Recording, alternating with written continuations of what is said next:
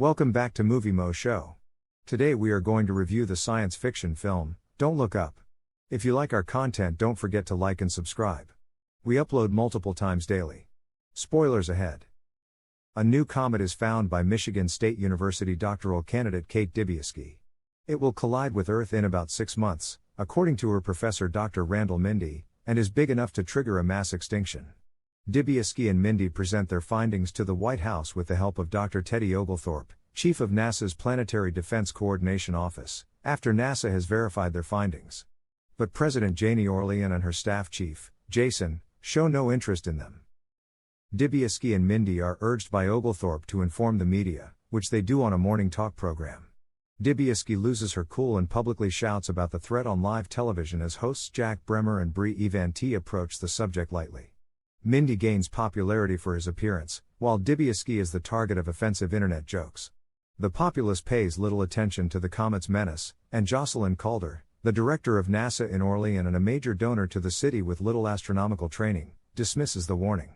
When information about Orlean's sexual relationship with her Supreme Court nominee Sheriff Conlon comes to light, she uses the scandal to her advantage by verifying the threat and revealing a plan to use nuclear weapons to strike and redirect the comet. The expedition is launched successfully, but Orlean abruptly cancels it after learning that the comet contains rare earth metals worth trillions of dollars from Peter Isherwell, the millionaire CEO of Bash Cellular and another major supporter. The White House consents to employ Bash proposed technologies in an unreviewed plan to fragment and recover the comet from the water in order to economically exploit it. Orlean appointed Mindy as the national science advisor while ignoring Dibiasky and Oglethorpe. Dibiasky makes an effort to organize public opposition to the plan but gives up when the Orlean administration threatens him. Mindy starts dating Evanti and becomes a vocal proponent for the comet's business potential.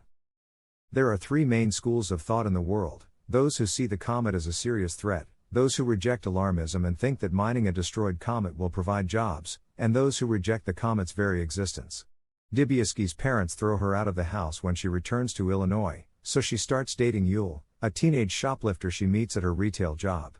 After confronting him about his infidelity, Mindy's wife leaves him behind and heads back to Michigan. Isherwell becomes enraged when Mindy asks whether his technology will be able to disintegrate the comet. Eventually snapping and ranting on live television, Mindy eventually loses it with the administration and questions humanity's indifference while blasting Orlean for downplaying the imminent disaster. Mindy makes up with Dibiasky as the comet becomes visible to Earth after being cut off from the administration. Using social media, Mindy, Dibiasky, and Oglethorpe launch a protest campaign encouraging people to just look up and urging other nations to carry out comet interception operations. Orlean launches a Don't Look Up anti-campaign at the same time. Russia, India, and China prepare their own combined deflection mission after Orlean excludes them from the comet mining contract, only for their spacecraft to explode. As the comet grows in size, Orlean's supporters begin to turn against her government.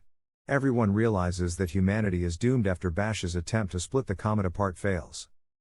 Inadvertently leaving Jason behind, Isherwell, Orlean, and other members of their elite group board a sleeper starship intended to locate an Earth-like planet.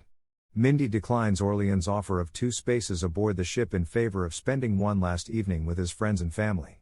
As predicted, the comet collides with Earth off the coast of Chile, resulting in a global catastrophe and an extinction-level event.